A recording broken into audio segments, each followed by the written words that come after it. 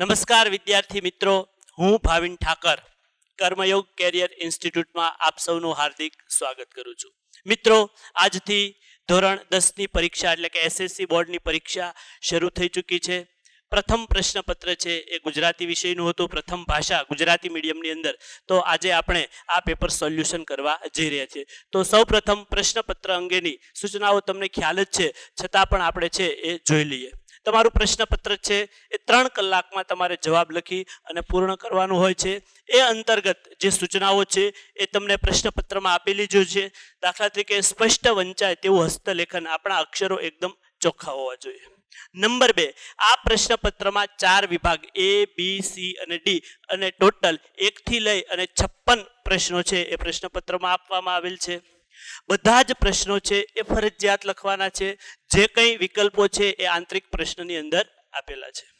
પ્રશ્નની જમણી બાજુએ જે છે આ બાજુએ એમના ગુણ છે એ દર્શાવેલા છે. સૂચના પ્રમાણે આકૃતિઓ સ્વચ્છ, સ્પષ્ટ અને પ્રમાણસર દોરવી. એ કદાચ આપણે ગુજરાતી વિષયમાં છે એ લાગુ પડતું નથી. ત્યારબાદ આપણે જોઈએ તો નવો વિભાગ નવા પાના પર લખવો. જ્યારે નવો સેક્શન શરૂ થાય એ નવા પેજ ઉપર આપણે લખવાનો રહેશે. પ્રશ્નોના જવાબ ક્રમમાં છે એ આપણે લખવાના રહેશે. તો ચાલો મિત્રો, આજે આપણે શરૂ કરીએ છીએ સેક્શન A થી, કે જે ગદ્ય વિભાગ છે એનું સોલ્યુશન કરીએ. વિભાગ A ની અંદર સૌ પ્રથમ આપણે જોડકા આવે છે.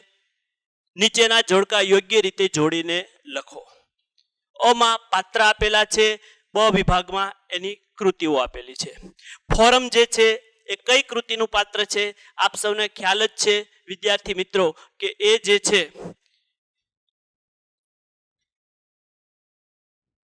રેસનો ઘોડો.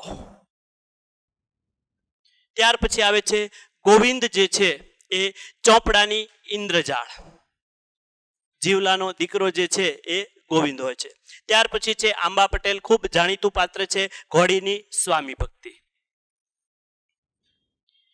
ત્યાર પછીનું માણેક જે છે એ આવે છે આપણે જન્મોત્સવ, જે સુરેશ જોશીની વાર્તા છે એનું. તો આ જે સેક્શન એમાં જે છે જોડકા એ આવી રીતે છે એ જોડી શકાય છે. ત્યારબાદ પ્રશ્નપત્રમાં આગળ વધીએ તો બ છે, નીચે આપેલા વિકલ્પોમાંથી યોગ્ય વિકલ્પ પસંદ કરી અને ખાલી જગ્યા પૂરો. નરેને ખાલી જગ્યા તાલીમ મેળવી હતી. આપ સૌને ખબર છે કે વન સંરક્ષણ એમનો જવાબ જે છે એ સાચો આવે છે.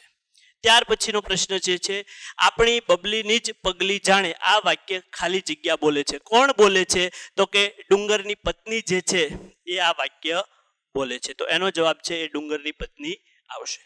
ત્યારબાદ 7મી ખાલી જગ્યા છે, ખાલી જગ્યાના કારણે સાગના ઝાડ શણગારેલા લાગે છે. શેના લાગે છે?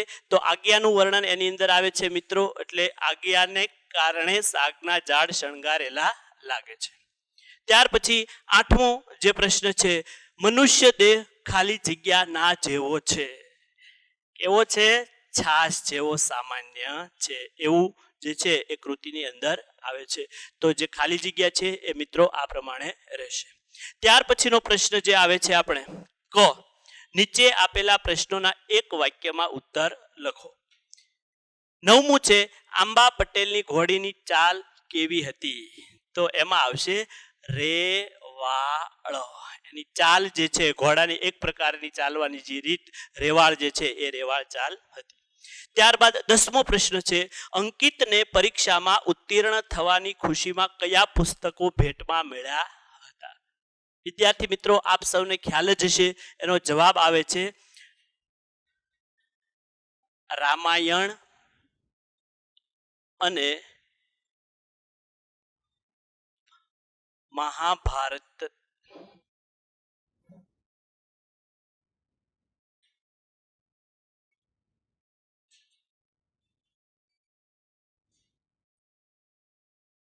રામાયણ અને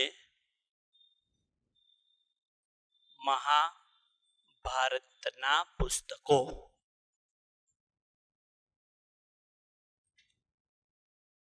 તો આ પ્રશ્નનો જવાબ છે એ આ રીતના રહેશે. ત્યાર પછી આપણા પ્રશ્નપત્રમાં આપણે આગળ વધીએ તો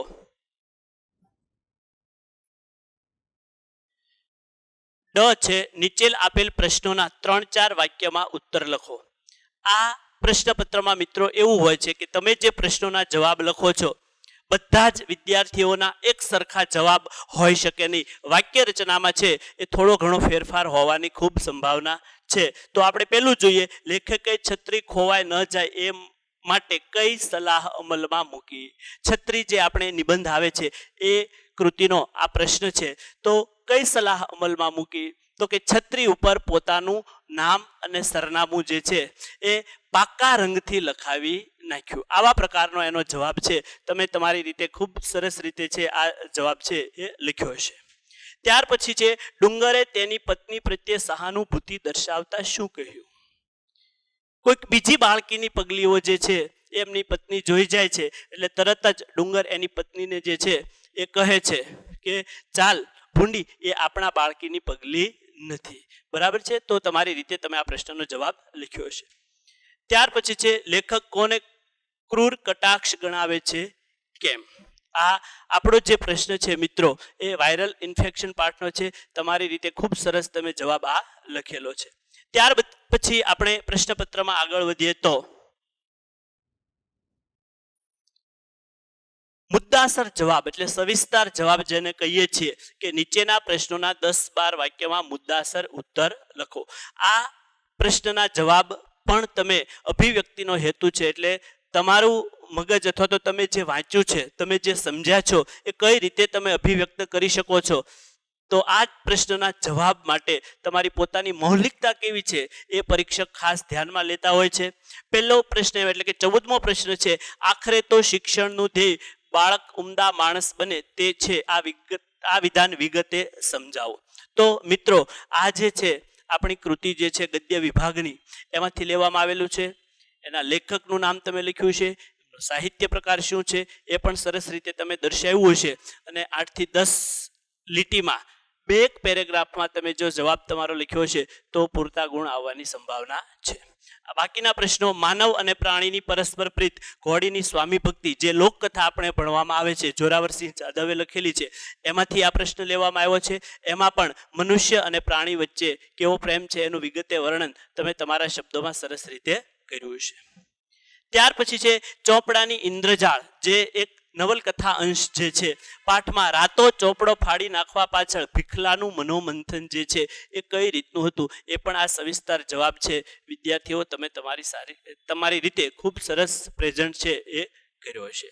તો આ આપણો જે સેક્શન છે મહત્વપૂર્ણ પ્રશ્નો આ સોલ્યુશનની અંદર તમારે જે હેતુલક્ષી પ્રશ્નો છે એના જવાબ છે આપણે ક્લિયર કરતા જઈશું. આગળ વધીએ સેક્શન બી તરફ જે પદ્ય વિભાગ એટલે કવિતાઓનો હોય છે.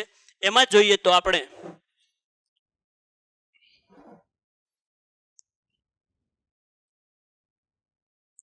કૃતિ અને તેનો સાહિત્ય પ્રકાર 4 માર્ક્સની અંદર આવે છે. આમાં કૃતિ આપી છે ચાંદલિયો, આપણને સૌને ખ્યાલ છે મિત્રો કે એ લોકગીત છે તો એમાં આવશે બ લોકગીત. દીકરી જે છે એ ગઝલ છે તો એમાં આવશે ક ગઝલ. ત્યાર પછી વતનથી વિદાય થતા, મિત્રો આ જે છે એ 14 પંક્તિનું કાવ્ય છંદમાં જે રચાયેલું સોનેટ છે એટલે એમાં આવશે અ સોનેટ. અને વૈષ્ણવજન, આ 2 ઓપ્શન એવા છે કે થોડીક કન્ફ્યુઝન આપણને થાય કે આને ભજન કે પદ, પરંતુ અંતે મિત્રો આ જે છે એ ભજન નહીં પણ નરસિંહ મહેતાએ લખેલું પદ છે. તો સેક્શન બી ની અંદર અ જે યોગ્ય જોડી છે એ આ પ્રમાણે આપણે ગોઠવી શકીએ. ત્યાર પછીનો બ પ્રશ્ન છે સેક્શન બી માં, એ જોઈએ તો ખાલી જગ્યાઓનો છે. 21, 22, 23 અને 24 4 માર્ક્સ, 1 માર્ક્સમાં આ પ્રશ્ન છે. સૌથી પહેલું છે કવિ ખાલી જગ્યાના ઉડતા આવવાની ઈચ્છા વ્યક્ત કરે છે. એમાં આવશે માધવને દીઠો છે ક્યાંય એની મોરપીંછ જે છે એ આનો સાચો જવાબ છે. ત્યાર પછી છે શીલવંત સાધુનો અર્થ છે એ શો થાય છે. આપણે કવિતામાં સમજીને જ આવ્યા છે શીલવંત એટલે કે જે ચારિત્ર્યવાન છે એ, એટલે એમાં ચારિત્ર્યવાન છે એ જવાબ તરીકે આવશે. ત્યાર પછી 23મું છે સ્વજન સુધી ખાલી જગ્યા લઈ જશે. આ આપણે જે દુહા મુક્તક અને હાઈકુ છે એમનો પ્રશ્ન છે તો દુશ્મનો એ એમનો સાચો જવાબ છે. ત્યાર પછી ખાલી જગ્યા બનવું દુર્લભ છે. તો એમાં આવશે દેશ દીપક. જો કુલ દીપક આવે એ કઠિન છે અને દેશ દીપક છે એ દુર્લભ છે, એવી રીતે આવે છે. તો આ 21, 22, 23 અને 24 આ 4 જે ખાલી જગ્યા છે એના જવાબ વિદ્યાર્થી મિત્રો આ પ્રમાણે રહેશે. હવે આપણે આગળ વધીએ તો એક વાક્યમાં ઉત્તર જે આવે છે પદ્ય વિભાગના સેક્શન બી માં ક, એમાં પહેલું છે 25મો પ્રશ્ન, પંખીને પામવા કવિ શું કરવાનું કહે છે. તો આના જવાબમાં એટલું જ તમે જો લખો તો પૂરા માર્ક્સ આવી જાય કે પંખીને પામવા કવિ આપણને ક્યાંક છુપાય અને તેનો કલરવ સાંભળવા માટેનું કહે છે. આ જ એનો પ્રોપર જવાબ આવે અને સરસ રીતે તમે છે એ લખ્યો હશે. ત્યાર પછીનો 26મો પ્રશ્ન છે, કવિ કયા વૃક્ષની નીચે બેઠા છે. એક બપોરે જે છે એ કવિતાનો આ પ્રશ્ન છે.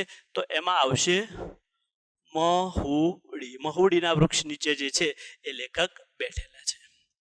ત્યાર પછી ડમાં સેક્શન બીમાં ડ જે છે, નીચે આપેલા પ્રશ્નોના 3-4 વાક્યોમાં ઉત્તર લખો. અર્થ પ્રાપ્તિનો હેતુ હોય એટલે કે તમે શું સમજ્યા છો આ પ્રશ્નમાં અને જવાબ રૂપે જે લખો છો એ અંતર્ગત તમને છે આનું માર્કિંગ છે એ મળશે. પેલું છે બોલીએ ન કાંઈ કવિતા આપણે આવે છે, કવિ રાજેન્દ્ર શાહ આપણી વ્યથામાંથી કેવી રીતે રસ્તો કાઢવાનું કહે છે. કે આપણી જે મુશ્કેલી છે, આપણી જે વ્યથા છે એ કોઈને ન કહેતા આપણે જ એમાંથી બહાર આવવાનું છે, એનો સામનો કરવાનું છે. એ તમારી રીતે સરસ તમે જવાબ છે એ લખી શકો છો. છે સત્યના આયુધની કઈ વિશેષતા છે. કવિ વિનોદ જોશીનું જે ગીત તમારે ભણવામાં આવે છે હું એવો ગુજરાતી, એ કાવ્યનો આ પ્રશ્ન છે. સત્યનું આયુધ ગાંધીજી સાથે જોડાયેલો, કે ગાંધીજી છે એને સત્ય પ્રિય હતું. અંગ્રેજો જે છે એમની પાસે તો હથિયારો હતા. આપણે જોઈએ છીએ કે ઇતિહાસમાં અનેક યુદ્ધો છે એ શસ્ત્રો વડે, હથિયારો વડે લડાયા છે. ભવિષ્યમાં છે એ પણ શસ્ત્રો વડે લડાશે. પરંતુ ગાંધીજીએ છે અંગ્રેજો સામે જે સત્યાગ્રહ કર્યો એ જે છે એ સત્યાગ્રહ જે છે એટલે કીધું છે કે સત્યના આયુધની વિશેષતા એ છે કે સત્યાગ્રહ, સત્યના આયુધ દ્વારા છે એ આખી અંગ્રેજ સલ્તનતને છે એ ભારતમાંથી પોતાના દેશમાં જવા છે એ ગાંધીજીએ મજબૂર કરી હતી.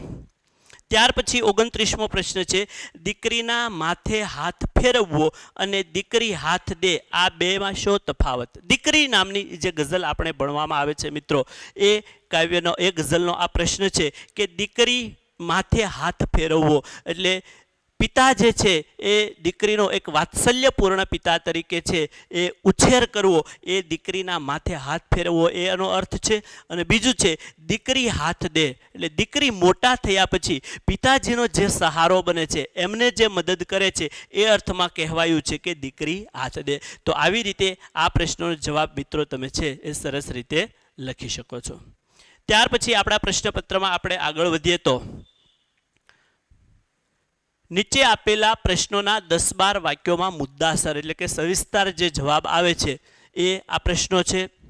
હું એવો ગુજરાતી કાવ્યમાં કવિ પોતે ગુજરાતી હોવાનું ગૌરવ કયા કયા કારણોસર અનુભવે છે. તો કવિ શ્રી વિનોદ જોશી દ્વારા રચિત હું એવો ગુજરાતી એ કાવ્યનો આ પ્રશ્ન છે. એક ગુજરાતી હોવાનું આપણને ગૌરવ શું છે? તો ગુજરાતની નદીઓનો ઉલ્લેખ એમાં થયો છે, એના પહાડોનો ઉલ્લેખ થયો છે, ગુજરાતની જે મહાન વ્યક્તિઓ જેણે ગુજરાતને દેશ અને દુનિયામાં અમરત્વ આપ્યું છે એવા વ્યક્તિનો જે ઉલ્લેખ થયો છે. આ બધી બાબતો જે આપણો જે ઇતિહાસ છે, વિજાણંદનું હું જંતર, હું ભગવું ભગવું ધ્યાન, સાધુ સંતોની જે વાત છે, તો આ બધી બાબતો દ્વારા છે એ કવિ કહે છે કે મને એક ગુજરાતી હોવાનું ગૌરવ છે. તો આ પ્રકારે આ પ્રશ્નનો જવાબ આપણે લખી શકીએ છીએ. ત્યાર પછી વૈષ્ણવજન પદના આધારે વૈષ્ણવજનના લક્ષણો. કવિ નરસિંહ મહેતા રચિત આપણે જે વૈષ્ણવજન પદ આવે છે જે છે એમની આ પંક્તિ અને એ પ્રશ્ન જે છે કે એમાં આખી કવિતા આમ તો ઘણીવાર તમે વાંચી છે, સમજી છે, તમને યાદ જ કદાચ મનમાં એક એક કવિતાની લીટી જે તમે બોલતા જાઓ તો દરેક લીટીની અંદર જે છે એ વૈષ્ણવજનના છે એ લક્ષણો આપેલા છે. કે પરસ્ત્રી જેને માત છે, બીજાના ધનનો એ લોભ રાખે નહીં, ચોરી ન કરે, કોઈની નિંદા ન કરે, આ બધો ઉલ્લેખ છે એ વ્યવસ્થિત 8 થી 10 લીટીમાં તમારે 1 કે 2 પેરેગ્રાફની અંદર છે એ મિત્રો કરવાનો હોય છે. તો આવી સરસ રીતે આ પ્રશ્નનો જવાબ પણ છે એ તમે લખી શકો છો. પછી 32મો પ્રશ્ન છે, વતનથી વિદાય થતા કવિએ અનુભવેલી વેદનાનું વર્ણન. સોનેટ જે આપણે આવે છે ભણવાનું, એમાં કવિ પોતાના વતનથી જ્યારે વિદાય લે છે ત્યારે એમને કેવું દુઃખ અનુભવાય છે, કેવી પીડા, કે પોતાનું બાળપણ છે એ અહીંયા એમણે ગુજાર્યું છે એમના પરિવારજનો સાથે, એમની માટી સાથે, એમની શેરી, એમનું ઘર, એમના ખેતર વગેરે સાથેના જે એના સંવેદનો જોડાયેલા છે, એમની સંવેદના, એમની યાદગીરી જોડાયેલી છે. પણ જ્યારે કાવ્ય નાયકને વતન છોડી અને પરત જવાનું હોય છે ત્યારે આ બધું એક પછી એક પોતાનું બાળપણ જે છે એ એમને આખું જે છે એ જાણે કે પડઘાતું હોય એવું લાગે છે. તો આવી રીતે આ પ્રશ્નનો સરસ રીતે જવાબ છે એ મિત્રો તમે લખી શકો છો. તો અહીંયા આપણે સેક્શન એ અને સેક્શન બી જે પદ્ય અને ગદ્ય આધારિત પ્રશ્નો આપણા હોય છે એ આપણે છે એ જોયું. હવે સૌથી મહત્વનું, જેની આપ સૌ આતુરતાપૂર્વક રાહ જોઈ રહ્યા છો, કે એમાં લગભગ કે એક પણ શબ્દ આડાઅવળો તમે લખ્યો હોય તો માર્ક્સ મળે નહીં. ચોક્કસ એનો જવાબ, એવા હેતુલક્ષી જે પ્રશ્નો છે એ હવે આપણે સોલ્યુશન તરફ જઈ રહ્યા છીએ. તો આવો સેક્શન સી જે વ્યાકરણ આધારિત છે એ આપણે જોઈએ.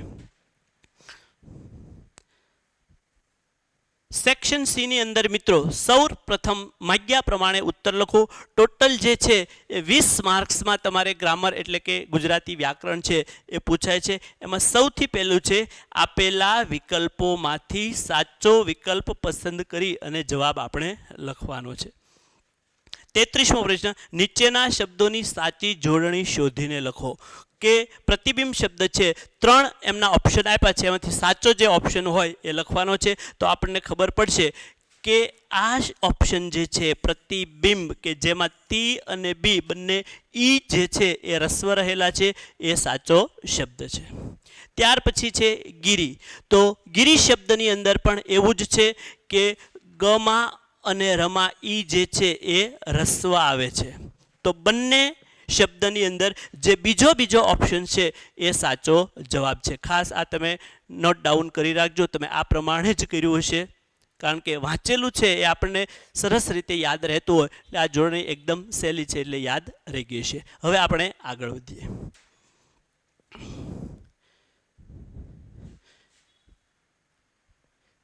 ત્યાર પછી 34મું જે છે કે શબ્દની સાચી સંધિ જોડો. સંધિ મિત્રો આપણે શીખી ગયા છીએ, સ્વર સંધિ, વ્યંજન સંધિ અને વિસર્ગ સંધિ.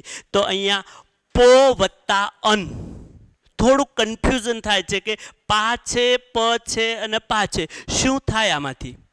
હવે આમાં એક જ યાદ રાખવાનું છે કે પો વત્તા અન બરાબર પવન બને છે. તો સંધિ આની પવન બને છે. પો વત્તા અન બરાબર પવન બને છે, એ એનો સાચો જવાબ છે. ત્યાર પછી આપણે આગળ વધીએ. 35મું છે, દાવપેચ શબ્દનો સમાસ ઓળખાવો. સમાસના મુખ્ય 3 પ્રકાર, એક પદ પ્રધાન સમાસ, અન્ય પદ પ્રધાન સમાસ અને સર્વપદ પ્રધાન સમાસ જે છે એ અંતર્ગત આપણે જે આવે છે એ કઈ રીતે છૂટું પડે છે. તો આપણે અહીંયા લખીએ દાવ અને પેચ. તો જે શબ્દનો વિગ્રહ મિત્રો અને દ્વારા થતો હોય એ આપણને ખ્યાલ છે કે એ દ્વંદ્વ સમાસ હોઈ શકે છે. તો આ પ્રશ્નનો જવાબ જે છે એ દ્વંદ્વ સમાસ આમાં આવશે, કે દાવપેચ શબ્દનો સમાસ છે એ દ્વંદ્વ સમાસ છે. ખૂબ સરસ. હવે આગળ વધીએ. 36મો પ્રશ્ન, નીચે આપેલ બંને શબ્દના જોડણી ભેદે થતો અર્થભેદ. કે જોડણી બદલાય છે તો એનાથી શબ્દનો આખો અર્થ બદલી જાય છે. તો આપણે જોઈએ. સૌથી પહેલો શબ્દ છે ખાધ. ખાધ શબ્દના 3 ઓપ્શન આપ્યા છે, ખોટ, નફો, ધંધો. તો આમાંથી સાચો જવાબ મિત્રો છે ખાધ એટલે ખોટ.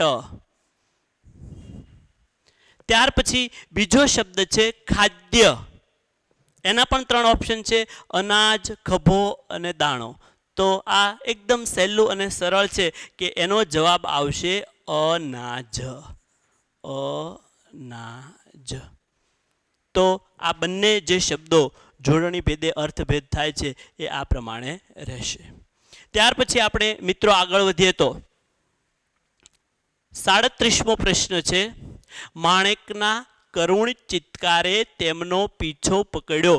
વાક્યમાંના અલંકારનો પ્રકાર જણાવો કે આ વાક્યની અંદર કયા પ્રકારનો અલંકાર રહેલો છે. 3 નામ આપણને ઓપ્શનમાં આપેલા છે: સજીવારોપણ, ઉત્પ્રેક્ષા અને ઉપમા.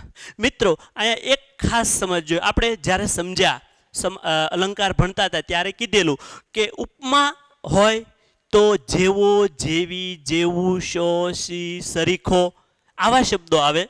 ઉત્પ્રેક્ષા હોય તો જાણે, રખે અને શકે આવા શબ્દો આવે. પણ અહીંયા એવો એક પણ નથી દેખાતો. એટલે એનો અર્થ એમ સજીવારોપણ છે એમ નહીં, પણ સજીવારોપણ અલંકાર કોને કહેવાય એ પણ આપણને ખ્યાલ હોવો જોઈએ. તો કે સજીવ જેવું વર્તન કરે છે એવા જ વર્તનનું આરોપણ છે એ નિર્જીવ વસ્તુ ઉપર જ્યારે કરીએ ત્યારે સજીવારોપણ બને છે. એટલે આ માણેકના કરુણ ચિત્કારે, ચિત્કાર એટલે ચીસે પીછો પકડ્યો. પીછો તો કોઈ જીવ હોય એ પકડે, ચીસ કાંઈ પીછો ન પકડે, છતાં પણ નિર્જીવ ઉપર સજીવ કરે એવા વર્તનનું આરોપણ કર્યું છે. એટલા માટે છે એ આમાં જે છે 37માં અલંકાર જે છે એ સજીવારોપણ અલંકાર આવશે. ત્યાર પછી આગળ વધીએ આપણે. સામાજિક શબ્દમાં કયો પ્રત્યય છે તે જણાવો. પરપ્રત્યય, પૂર્વ પ્રત્યય કે એક પણ નહીં. હવે આપણને સામાન્ય રીતે ખ્યાલ છે કે શબ્દની આગળ લાગ્યો હોય એને પૂર્વ પ્રત્યય કહેવાય, શબ્દની પાછળ લાગ્યો હોય એને પરપ્રત્યય. તો આ શબ્દ સામાજિક જે આપ્યો છે એની અંદર સમાજ શબ્દ છે, એને ઇક નામનો પ્રત્યય લાગ્યો છે અને સામાજિક એવો શબ્દ બનેલો છે. એટલે આ પ્રશ્નના જવાબમાં આવશે પરપ્રત્યય, કે સમાજ શબ્દને ઇક પ્રત્યય લાગ્યો છે એટલે સામાજિક એવો શબ્દ છે એ બન્યો છે. ત્યાર પછી આપણે જોઈએ તો મિત્રો 39મો પ્રશ્ન છે. નીચેના શબ્દોના સમાનાર્થી શબ્દ શોધીને લખો. 2 પ્રશ્ન છે, અડધા માર્ક્સમાં આવે છે. સૌથી પહેલો શબ્દ છે ઉજ્જડ. એના 3 ઓપ્શન છે: વેરાન, ખાલી અને ભયંકર. એકદમ સરળ છે. ઉજ્જડ એટલે વેરાન. કહેવત સાંભળી જશે, ઉજ્જડ વનમાં એરંડો પ્રધાન. એટલે ઉજ્જડ એટલે વેરાન. બીજો શબ્દ છે ગીરા. આપણે સરસ મજાનો જે નિબંધ આવે છે ડાંગ વનો અને એ પાઠનો આ શબ્દ છે. ગીરાનો અર્થ થાય છે વાણી. તો આ બંને ઉજ્જડનો જે સમાનાર્થી છે એ વેરાન છે, ગીરાનો સમાનાર્થી છે એ વાણી છે. હવે આપણે આગળ વધીએ 40મા પ્રશ્ન તરફ. લાચારી સંજ્ઞાના આપેલા વિકલ્પોમાંથી સાચો પ્રકાર કે સંજ્ઞાનો કયો પ્રકાર છે? 5 પ્રકારની સંજ્ઞા આપણે ભણ્યા છીએ મિત્રો. વ્યક્તિવાચક સંજ્ઞા, જાતિવાચક સંજ્ઞા, સમૂહવાચક સંજ્ઞા, દ્રવ્યવાચક સંજ્ઞા અને ભાવવાચક સંજ્ઞા. તો લાચારી, લાચાર ઉપરથી લાચારી એવો શબ્દ બન્યો છે. તો લાચાર હોવું એક પ્રકારનો ભાવ છે, એટલે સ્વાભાવિક રીતે જ આ જે છે એ ભાવવાચક સંજ્ઞા છે. તો લાચારી શબ્દ જે છે એ સંજ્ઞાનો પ્રકાર છે, એ ભાવવાચક સંજ્ઞા છે. હવે આગળ વધીએ 41મા પ્રશ્ન તરફ આપણે મિત્રો. નીચેના પ્રશ્નોના માગ્યા મુજબ જવાબ. એમાં 41મું છે, નીચેના રૂઢિપ્રયોગનો અર્થ જણાવો. નેજા પડવા, મુશ્કેલી પડવી અથવા તો તકલીફ પડવી, ખૂબ તકલીફ પડવી અથવા તો ખૂબ મુશ્કેલી પડવી એમ તમે લખો તો પણ ચાલે. ત્યાર પછી 42મું છે કહેવત, બાંધી મુઠ્ઠી લાખની. તો એનો સાચો જવાબ આપણે જો લખવો હોય મિત્રો તો આપણે એવી રીતે લખી શકીએ કે જ્યાં સુધી ઘરની વાત ઘરમાં જ રહે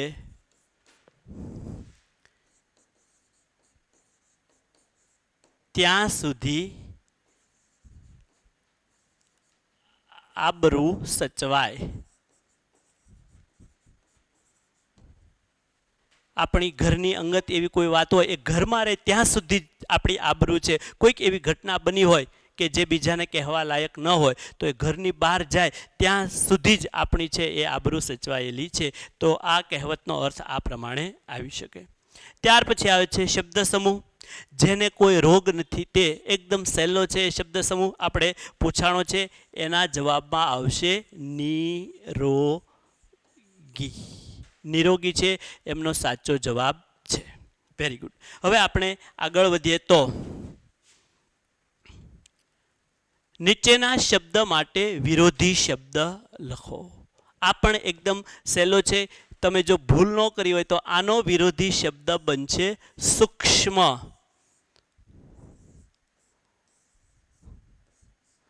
સ્થૂળનું વિરોધી થાય છે સૂક્ષ્મ.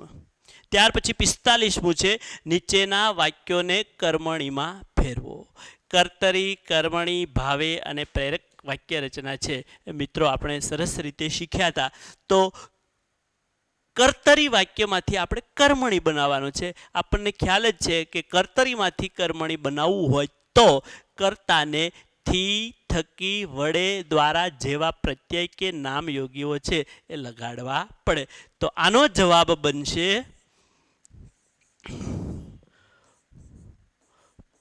પોલીસથી ચોરને પકડાયો. પકડાયો તો પકડ્યુંનું પકડાયો થઈ જશે અને કર્તા જે છે એને થી પ્રત્યય છે એ લાગે છે. ત્યાર પછી 46મું છે નીચેના તળપદા શબ્દોનું શિષ્ટ રૂપ છે એ શુદ્ધ ગુજરાતી ભાષામાં અથવા તો સાહિત્યની ભાષામાં જે લોકબોલીના શબ્દ છે એનો અર્થ શું થાય છે.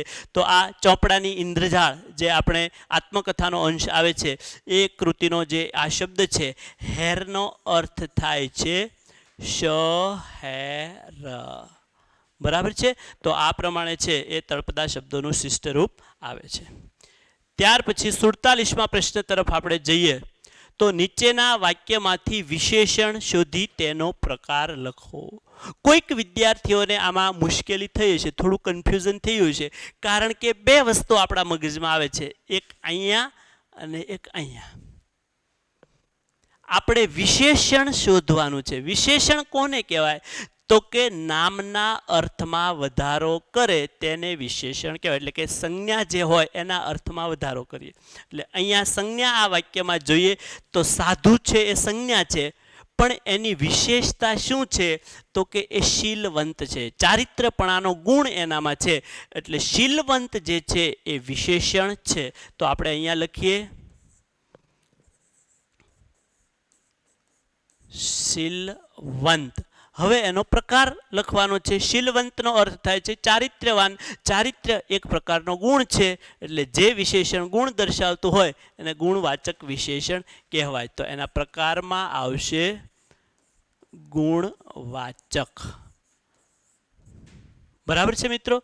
તો આ પ્રમાણે જે છે એ સાધુ શબ્દને છે એ શીલવંત નામનું વિશેષણ લાગેલું છે. ત્યાર પછી 48મા પ્રશ્ન તરફ જઈએ તો નીચેના વાક્યમાંથી ક્રિયા વિશેષણ શોધીને લખો.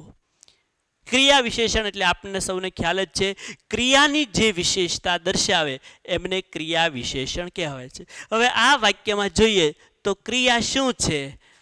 ભાવે નહીં, નહીં ભાવવાની ક્રિયા છે. હવે એની વિશેષતા શું છે? તો કે બહુ. ભાવે નહીં, બહુનો વિરોધી ઓછું. એટલે ભાવે નહીં છે એ ક્રિયા છે, પણ એને લાગેલું જે વિશેષતા જે છે એ બહુ છે. તો આમાંથી ક્રિયા વિશેષણ છે એ બહુ આવશે અને એનો પ્રકાર આપણે જે લખવાનો છે એ આવશે માત્રા સૂચક અથવા તો પરિમાણ સૂચક અથવા તો પ્રમાણ સૂચક. એટલે માત્રા સૂચક ક્રિયા વિશેષણ છે. માત્રા સૂચક. બરાબર છે? તો આ ક્રિયા વિશેષણમાં બહુ છે એ ક્રિયા વિશેષણ છે અને એમનો પ્રકાર છે માત્રા સૂચક. ત્યાર પછી આગળ વધીએ આપણે. 49મો પ્રશ્ન તૃષ્ણા શબ્દના ધ્વનિ ઘટકો છૂટા પાડો. સ્વર અને વ્યંજન આપણે જે ધ્વનિ શ્રેણી શીખીને આવ્યા છીએ, એક એક શબ્દ આપણે છે એ જોતા જઈએ, એમાંથી કયા કયા ધ્વનિઓ છે એ પહેલાં આવે છે એ પ્રમાણે લખતા જઈએ. તો પહેલાં આવે છે તૃષામાં ત. એટલે સ્વાભાવિક રીતે પહેલાં ત ખોડો આવશે, વત્તા તૃ છે એટલે રૂનો ઉચ્ચારણ થાય છે, એટલે તૃ શ ફાડીશ જેને આપણે કહીએ છીએ એ અડધો છે એટલે આપણે હલંત ખોડો કરશું, વત્તા અણા આવે છે એટલે અણમાં અણ ખોડો આવશે, પ્લસ છેલ્લે તૃષ્ણા આ આવે છે એટલે છેલ્લે આ આવશે. આ પ્રમાણે ત રૂ શ અણ અને આ આવી રીતે જે છે આ તૃષ્ણા શબ્દના ધ્વનિ ઘટકો છે, સ્વર વ્યંજન છે, એ આપણે છૂટા પાડી શકીએ. 50મો પ્રશ્ન છે, નીચેના વાક્યનું પ્રેરક વાક્યમાં રૂપાંતર કરો. પ્રેરક વાક્ય રચના આપણે જે ભણીને આવ્યા છીએ એ અંતર્ગત રીંછના હુમલામાંથી એક સુરતી કુટુંબ બચ્યું. હવે આને પ્રેરકમાં ફેરવવું હોય તો આપણે એવું બનાવી શકીએ, મનીષાએ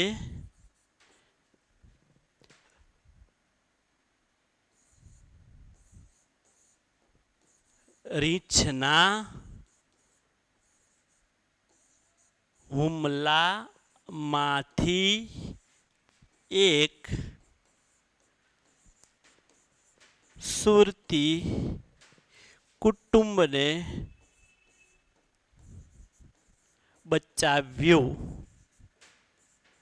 મનીષાએ રીંછના હુમલામાંથી એક સુરતી કુટુંબને બચાવ્યું. એટલે પ્રેરનાર જે હોય એ પ્રેરક જે છે એ મનીષા અહીંયા બની જાય છે, અને આ રીતે આ વાક્ય રચના આપણે બને છે. ત્યાર પછીનો જે છે 51મો પ્રશ્ન, આપણે નીચેની પંક્તિનો છંદ ઓળખાવો. લાંબા જોડે ટૂંકો જાય, મરે નહીં તો માંદો થાય. માત્રામેળ છંદો, જે છંદોના આમ તો બે પ્રકાર છે, અક્ષરમેળ, માત્રામેળ, અને ત્રીજો સંખ્યામેળ આપણે ભણીને આવ્યા છીએ. પણ આ પંક્તિ જે છે એ માત્રામેળ છંદની છે, અને એ છંદનું નામ છે ચોપાઈ છંદ. ચોપાઈ છંદ. માત્રા ગણવી હોય તો 2 4 2 6 2 8 2 10 2 12 2 14 ને 15. પહેલા ચરણની 15 માત્રા, બીજાની ગણીએ 1 ને 2 3 ને 1 4 ને 2 6 ને 2 8 ને 2 10 ને 2 12 ને 2 14 ને 15. પહેલા ચરણમાં 15 માત્રા, બીજા ચરણમાં 15 માત્રા, બંને ચરણની ભેગી મળી અને 30 માત્રા થાય એને ચોપાઈ છંદ છે એ કહેવાય છે. લાંબા જોડે ટૂંકો થાય, મરે નહીં તો માંદો થાય. ત્યાર પછી 52મો પ્રશ્ન છે, મ ભ ન ત ત ગા ગા કયા છંદનું બંધારણ છે?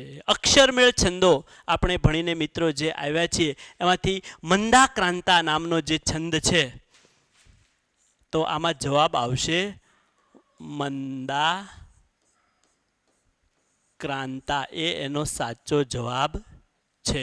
મ ભ ન ત ત ગા ગા. તો અહીંયા વ્યાકરણ વિભાગ સેક્શન સી જે છે એ આપણો પૂર્ણ થાય છે. આશા રાખું છું કે મિત્ર આમાંથી બધા જ જવાબો છે એ તમે સાચા લખ્યા હોય. હવે આપણે ડી સેક્શન છેલ્લો જે છે એની તરફ આગળ વધીએ તો વિભાગ ડી જે છે એમાં સૌથી પહેલાં 53મો પ્રશ્ન, નીચે આપેલી પંક્તિઓનો આશરે 15 વાક્યોમાં અર્થ વિસ્તાર આપણે કરવાનો છે. 2 પંક્તિ આપેલી છે જુદી જુદી, કોઈ પણ એકનો અર્થ વિસ્તાર આપણે કરવાનો છે. પહેલું છે, સૌંદર્યો વેડફી દેતા નાના સુંદરતા મળે, સૌંદર્યો પામતા પહેલા સૌંદર્ય બનવું પડે. અને બીજું છે, મનવા પર ઘર પહોંચીને દુઃખ ન કહીએ રોય, માન ગુમાવીએ આપણું વહેંચી ન લેતું કોઈ. તો આમાં તો મિત્રો મોટા ભાગના વિદ્યાર્થીઓ જે પરીક્ષાર્થીઓ છે એમણે આ પંક્તિનો જ અર્થ વિસ્તાર કર્યો હોય, કારણ કે આ પંક્તિ તમારા અભ્યાસક્રમમાં આવતા શિકારી નામના કાવ્યની છે. ખૂબ સરસ રીતે આ કવિતા તમે સમજ્યા છો, તમે એમના વિશે વાંચ્યું પણ હશે, એટલે ખૂબ સરસ રીતે આની વિશે જ તમે લખી. આ પ્રમાણમાં કહીએ તો આના સરખામણીમાં આ થોડોક લખવામાં કદાચ તમને મુશ્કેલી પડે, થોડોક અઘરો પડે એવું છે. એટલે પણ લગભગ મારા અંદાજ મુજબ 90% કરતાં વધારે વિદ્યાર્થીઓએ છે આ જ પંક્તિનો વિચાર વિસ્તાર કર્યો હશે કે કવિ કલાપી દ્વારા રચિત જે શિકારીને નામનું કાવ્ય છે, સૌંદર્યો વેડફી દેતા નાના સુંદરતા મળે, કે સુંદરતાને આપણે નષ્ટ કરી નાખીએ તો કઈ સુંદરતા આપણે પામી શકતા નથી. સૌંદર્ય પામતા પહેલા સૌંદર્ય, જો આપણે સૌંદર્યની અપેક્ષા રાખીએ છીએ બીજા પાસેથી તો સૌથી પહેલા આપણે સુંદર બનવું પડે. આવી સરસ રીતે આ બે પંક્તિઓ છે એનો વિચાર વિસ્તાર છે, તમે 12 થી 15 લીટીમાં ખૂબ સરસ રીતે છે એ કરી શકો છો. તો સૌથી પહેલા લખવાનું કે પ્રસ્તુત પંક્તિ સુપ્રસિદ્ધ કવિ કલાપી ના કાવ્યમાંથી છે એ લેવામાં આવી છે. કવિએ સૌંદર્યદર્શી કવિ હોવાથી સુંદરતા વિશેની વાત કરી છે અને પછી આ બંને પંક્તિઓનો વિસ્તાર છે એ આપ કરી શકો છો. ત્યાર પછીનું છે મનવા પર ઘર પહોંચીને દુઃખ ન કહીએ રોય. એમાં તો સ્વાભાવિક કવિ આપણને સમજાવે છે કે હે મનુષ્યને કહે છે કે પર ઘર પહોંચીને, બીજાના ઘરે પહોંચીને દુઃખ ન કહીએ રોય. રોઈને આપણા દુઃખ એને કહેવું આપણે જોઈએ નહીં. આપણી જે દુઃખની પળ છે, મુશ્કેલીનો સમય જે છે, આપણી ભાષામાં કહીએ તો બીજાની પાસે આપણે રોદડા રોવા જોઈએ નહીં, બીજા પાસે જવું જોઈએ નહીં. માન ગુમાવી એનાથી શું થાય છે તો કે આપણે આપણું માન છે, આપણું મૂલ્ય છે, આપણી કિંમત જે છે એ આપણે ગુમાવીએ છીએ. વહેંચી ન લેતું કોઈ આ જગતમાં બહુ એવા ઓછો લેખો છે કે જે આપણું દુઃખ વહેંચી લે. એટલે કવિ કહે છે કે તારે જ તારા દુઃખ, તારી મુશ્કેલી, તારી સમસ્યાઓનો સામનો છે એ કરવાનો છે, અન્યને એ કહેવાનું નથી, કારણ કે દુઃખ વહેંચવા માટે કોઈ તૈયાર હોતું નથી. તો આશા રાખીએ છીએ કે આવી સરસ રીતે તમે આ પંક્તિનો અર્થ વિસ્તાર છે એ કર્યો હશે. ત્યાર પછી આપણે આગળ વધીએ તો 54મો પ્રશ્ન છે તમારી શાળામાં યોજાયેલ વૃક્ષારોપણ કાર્યક્રમનો અહેવાલ 100 શબ્દોની અંદર લખો. મિત્રો, જ્યારે આપણે આ મુદ્દો ભણતા હતા ઘણા બધા અહેવાલ લેખન મેં તમને કરાવ્યું. અહેવાલની વિશેષતા શું છે, એના લક્ષણો શું છે, અહેવાલ કેવો હોવો જોઈએ, એ બધી ચર્ચા આપણે કરી હતી. અને અહેવાલ લખીએ ત્યારે બરાબર આ બાજુ આપણે અહેવાલની તારીખ અને એનું સ્થળ છે એ ફરજિયાત દર્શાવવા પડે. ત્યાર પછી પેરેગ્રાફ પાડીને, અને અહેવાલનું મહત્ત્વનું એક લક્ષણ છે કે અહેવાલની અંદર બનેલી ઘટનાઓનું નિરૂપણ કર્યું હોવાથી મોટે ભાગે અહેવાલ લેખન જે છે એ ભૂતકાળમાં આપણે કરવાનું હોય છે. નંબર 2, અહેવાલની ભાષા એકદમ સરળ અને સચોટ હોવી જોઈએ. શક્ય હોય ત્યાં સુધી જોડણીની ભૂલો ન થાય એની ખાસ કાળજી રાખવી જોઈએ. અને સૌથી વધારે મહત્ત્વની બાબત એ છે કે જ્યારે અહેવાલ લખીએ ત્યારે એમાં જે વિગતો છે એ બધી ક્રમશઃ ઘટના જે પ્રમાણે બની હોય એ પ્રમાણે જ ઘટનાનું નિરૂપણ આપણે કરવું જોઈએ. અને વિદ્યાર્થી મિત્રો, 2 થી 3 પેરેગ્રાફની અંદર સરસ રીતે તમે અહેવાલ લેખન છે એ કરી શકો. અને એનો અહેવાલનો વિષય છે એ પણ એકદમ સહેલો છે કે શાળામાં વૃક્ષારોપણ કાર્યક્રમ જે થયો હોય કે સવારથી શરૂ કરી અને વિદ્યાર્થીઓ બધા આવ્યા હોય, પ્રાર્થના સભામાં ભેગા થઈએ, પછી આચાર્યશ્રી છે એ જાહેરાત કરે, એની માટેની શું શું તૈયારી કરી હોય એનું વર્ણન કરવાનું, કોઈ વ્યક્તિ વિશેષને બોલાવ્યા હોય આપણે મહેમાન તરીકે તો એનો ઉલ્લેખ પણ કરવો જરૂરી છે. અને અંતમાં વૃક્ષારોપણ કરી અને પછી શું શુભ સંદેશ મળ્યો, આવું બધું છે એ તમે ખૂબ સારી રીતે લખ્યું છે. તો આવી સરસ રીતે છે એ અહેવાલ લેખન તમે કર્યું છે. અને 4 માર્ક્સમાંથી વધારે ને વધારે ગુણ તમને પ્રાપ્ત થાય જો તમારી ભાષા સચોટ હશે, છેકછાક વગરની હશે અને વ્યવસ્થિત ક્રમબદ્ધ વિગતો લખી હશે તો સંભવ છે કે મિનિમમ તમને 4 માંથી 3.5 માર્ક્સ તો આવે અને આવે જ છે. તો હવે અંત તરફ આપણે આગળ વધીએ તો આ પ્રશ્નપત્રમાં 55મો પ્રશ્ન છે નીચે આપેલા ગદ્યખંડનો આશરે 3જા ભાગમાં સંક્ષેપ કરી યોગ્ય શીર્ષક. 4 માર્ક્સનો આ પ્રશ્ન છે. એક રીતે જોઈએ તો અઘરું લાગે વાંચતા આપણને કે ભાઈ આટલું લખાણ છે એનો 3જા ભાગમાં સંક્ષેપ કેમ કરવો આપણે. પણ એના પણ લક્ષણો આપણે જ્યારે અભ્યાસક્રમ આપણો શરૂ હતો ત્યારે કે ભાઈ સંક્ષેપીકરણ કરતી વખતે પણ તમારે કઈ કઈ બાબતો ધ્યાનમાં રાખવી જોઈએ. અને સૌથી મહત્ત્વની વાત એને શીર્ષક આપવાની જે છે એ છે.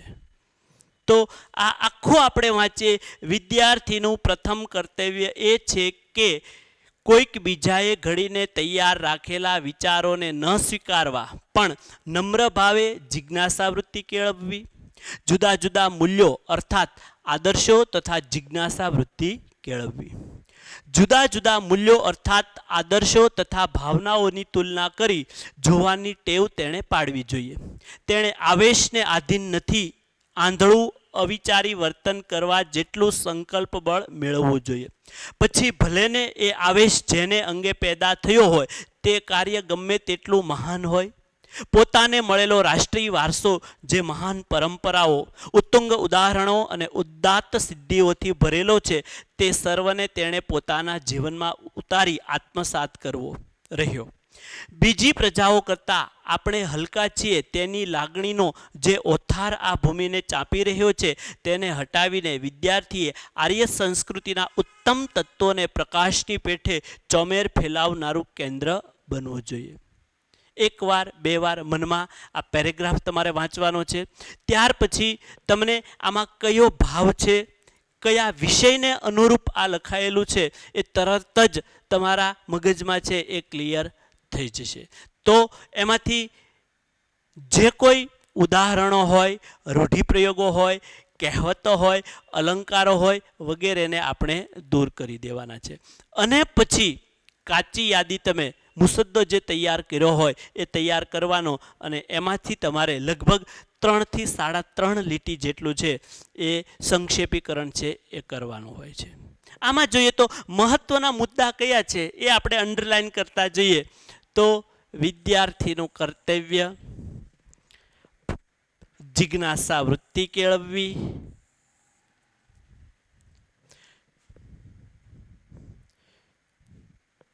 આવેશને અધીન આંધળું અને અવિચારી વર્તન ન કરવું,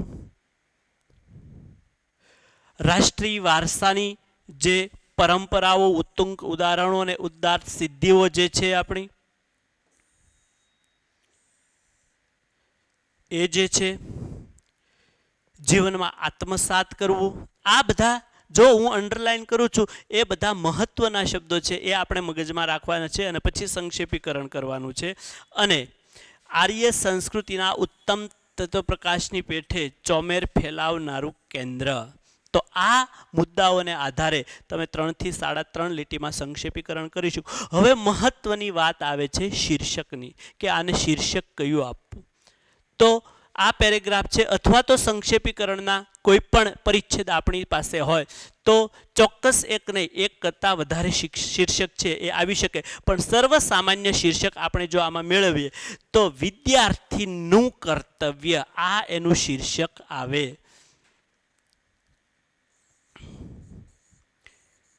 શીર્ષક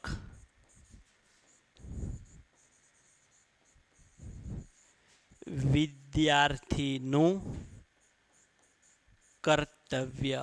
મોટા ભાગના વિદ્યાર્થીઓએ આ જ આપ્યું છે, આ જ આવી શકે અને આપ્યું છે તો એનો પૂરેપૂરો માર્ક્સ છે એ આપને મળી શકે છે. તો આ રીતે સંક્ષેપીકરણ આપણે કર્યું છે. ત્યાર પછી આપણે આગળ વધીએ તો છેલ્લો પ્રશ્ન જે છે, ગમે તે એક વિષય પર આપેલા મુદ્દાને આધારે લગભગ 250 શબ્દોમાં છે એ નિબંધ લેખન તમારે કરવાનું હોય છે. વિદ્યાર્થી મિત્રો, આપણે જ્યારે ભણ્યા ત્યારે પણ મેં ઉલ્લેખ કર્યો હતો કે તમારે મુદ્દાને ધ્યાનમાં રાખી અને નિબંધ લખવાનો હોય. આપણા ઘડવૈયા બાંધવ આપણે પહેલો નિબંધ છે, બીજો છે મારો યાદગાર પ્રવાસ અને ત્રીજો નિબંધ છે દીકરી ઘરની દીવડી. તો આ 3 નિબંધની અંદર આપણને છે એ મુદ્દા આપેલા છે. એ મુદ્દાને આધારે આપણે 5 થી 7 પેરેગ્રાફની અંદર 2 થી 2.5 પેજની અંદર લગભગ 250 શબ્દ થાય એટલો નિબંધ સુવાચ્ય અક્ષરે જો લખ્યો છે એમાં પણ મુદ્દાને આધારનો ક્રમ જળવાવો છે એ ખૂબ જરૂરી છે. એમની ભાષા પણ સરસ હોવી જોઈએ. નિબંધની લાક્ષણિકતા, નિબંધ શબ્દ જે છે સંધિ એની છોડીએ તો નિહ વત્તા બંધન, બંધન વગરનું જે લખાણ છે એને નિબંધ કહી શકાય. કે તમે જે સમજો છો એના વિશે કોઈ પણ જાતના બંધન વગર તમે મૌલિકતાથી નિબંધ લેખન છે. પણ આ મુદ્દાને જો આપણે ધ્યાનમાં રાખીએ તો સરસ રીતે આપણો નિબંધ છે એ આપણે તૈયાર કરી શકીએ છીએ. નિબંધની ભાષા પણ સરળ હોવી જોઈએ, પણ બને ત્યાં સુધી એમના મુદ્દા પ્રમાણે વિષયને અનુરૂપ એમાં કાવ્ય પંક્તિઓ તમે લખો, તમે રૂઢિપ્રયોગ લખો, તમે કહેવત લખો, કોઈક એવું ઉદાહરણ આપો જેથી કરી અને પરીક્ષકના મગજમાં છે એ ખૂબ સુંદર છાપ છે એ તમારા નિબંધની પડે અને સારામાં સારા માર્ક્સ છે એ તમે એમાંથી મેળવી શકો છો. તો વિદ્યાર્થી મિત્રો, આજે આપણે ધોરણ 10 એસએસસી બોર્ડનું વર્ષ 2024નું જે ગુજરાતીનું પ્રશ્નપત્ર પ્રથમ ભાષા ગુજરાતી જે છે એનું આપણે સોલ્વ કર્યું. આશા રાખું છું કે તમને આ પસંદ આવ્યું હશે.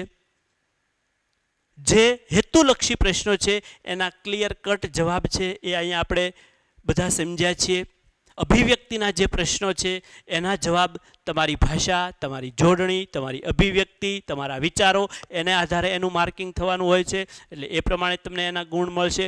પણ હેતુલક્ષી પ્રશ્નો અને ખાસ કરીને વ્યાકરણ વિભાગ છે એમાં તો પ્યોર જે એનો જવાબ આવતો હોય એ જ આવવો જોઈએ અને આશા રાખું છું કે તમે એ પ્રમાણે જ લખ્યું છે. ફરીવાર આપ સૌને કર્મવો યોગ પરિવાર તરફથી છે એ હાર્દિક શુભેચ્છા એ પાઠવું છું કે આવનારા પેપરો છે એ તમારા ખૂબ સરસ જાય અને તમારી કારકિર્દી છે એ એકદમ ઉજ્જવળ બને. ફરીવાર આપણે મળશું, ત્યાં સુધી રજા લઈએ. ખૂબ ખૂબ આભાર આપ સૌનો. Thank you.